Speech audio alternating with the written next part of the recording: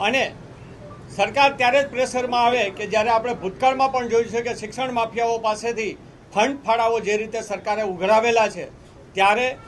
ગઈકાલથી સરકાર ક્યાંક ને ક્યાંક બીજા રસ્તાઓ કાઢવામાં પડી છે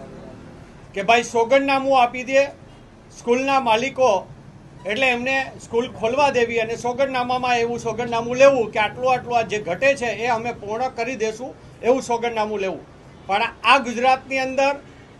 જ્યારે સ્કૂલ મંજૂર કરવામાં આવે છે ત્યારે એક બિલ્ડિંગમાં મંજૂર કરવામાં આવે અને પછી એમાં સોગંદનામું દેવામાં આવે કે આના નિયમોને ધ્યાનમાં રાખીને ગ્રાઉન્ડ પાર્કિંગ એ અમે ટૂંક સમયમાં કરી નાખશું અને એના માટેનું અમે આ સોગંદનામું રજૂ કરીએ છીએ.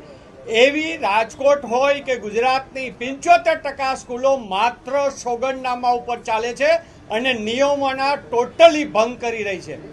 એ જ રીતે ફાયરની વાત કરીએ તો આ ભૂતકાળની અંદર જ્યારે કોવિડ વખતે જે શિવ હોસ્પિટલ સળગી અને એ સમયની અંદર પણ જે સ્કૂલોની અંદર ડૂમ ઊભા કરવામાં આવ્યા હતા અને એને તાત્કાલિક હટાવી લેવા એવી જાહેરાત થઈ હતી અને ત્યારે પણ સોગંદનામા લેવામાં આવ્યા હતા અને સ્કૂલવાળાઓએ સોગંદનામા રજૂ કર્યા હતા કે ભાઈ અમે આ ડૂમ હટાવી દેશું, પણ હજી સુધી હટાવવામાં નથી આવ્યા. પણ આવડો મોટો બનાવ બની ગયો હોય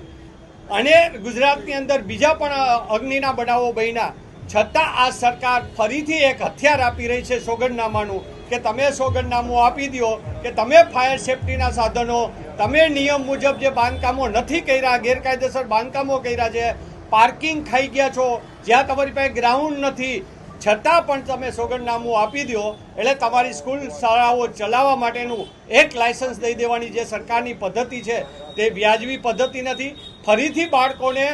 જોખમમાં મૂકવાની વાત છે. ઘણી શાળાઓ તો એવી છે કે જેનો સિંગલ રસ્તો ઉપર જવાનો અને બિલ્ડિંગમાં આવવાનો છે, તો ક્યારેય કોઈ અગ્નિનો બનાવ બને કે અન્ય કોઈ બનાવ બને કે ભૂકંપ આવે ત્યારે આ બાળકોની પરિસ્થિતિ શું થશે એનું એક પણ જાતની રહેરાહ રાખતા ન હોય અને સરકાર માત્ર ને માત્ર શિક્ષણ માફિયાઓની સાથે હોય તેવું બહુ સ્પષ્ટ થઈ રહ્યું છે. શું કહેશો મહેશભાઈ, તાજેતરમાં જે રીતના વાત આવી છે કે રાજકોટના પદાધિકારીઓ એટલા માટે સરકારના શરણે ગયા હતા? કારણ કે જ્યારે તમે આ સરકારને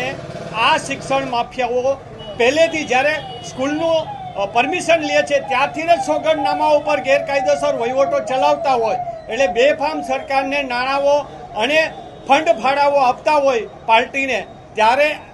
સરકારને ફરજિયાત આ લોકોના શરણે જવું પડે અને વચ્ચેનો માર્ગ કાઢી અને એ લોકોની માફિયાગીરીને મંજૂર કેમ રાખવી, ગેરકાયદેસરને કાયદેસર કરીને એ આ એક સોગંદનામાનો ભાગ છે. એ માત્ર ને માત્ર એના માટે જ છે.